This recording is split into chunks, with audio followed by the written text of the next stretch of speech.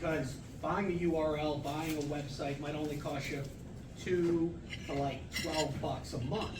So that's a price scale that everyone's like, oh, it's easy.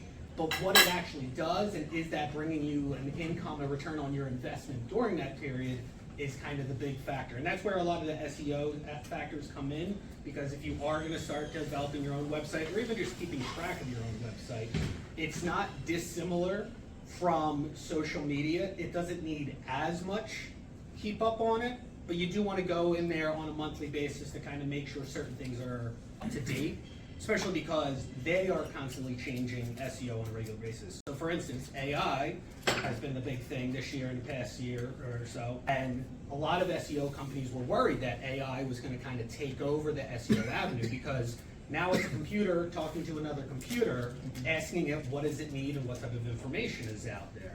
When in reality, the computer is still asking and trying to find the most organic answers nowadays.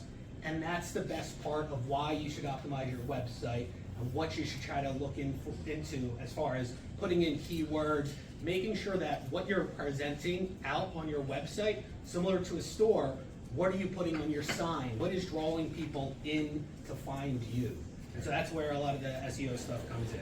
So a lot of the basics that you get on started on here, that on the sheet that I handed out, they kind of is just going over, again, starting up the website. So a lot of that is important, obviously, to make sure that it's actually running, but these are the little more technical ones that, while it says basic, is something where it's good to have someone revise and look over aspects. The keyword research is the stuff that both you should be doing on your own, as well as working with someone who's a little more experienced in what that means, because what you're identifying is things like the keywords that people are searching to find you. What are they actually saying when they go to Google or they go to Bing? Are they saying, I want to build a new kitchen, or are they saying, I want to install a sink, or oh, I want to install the handle on the sink?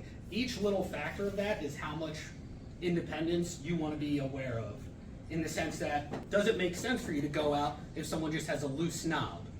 Is it going to be cost effective for you to go do those small jobs? Probably not.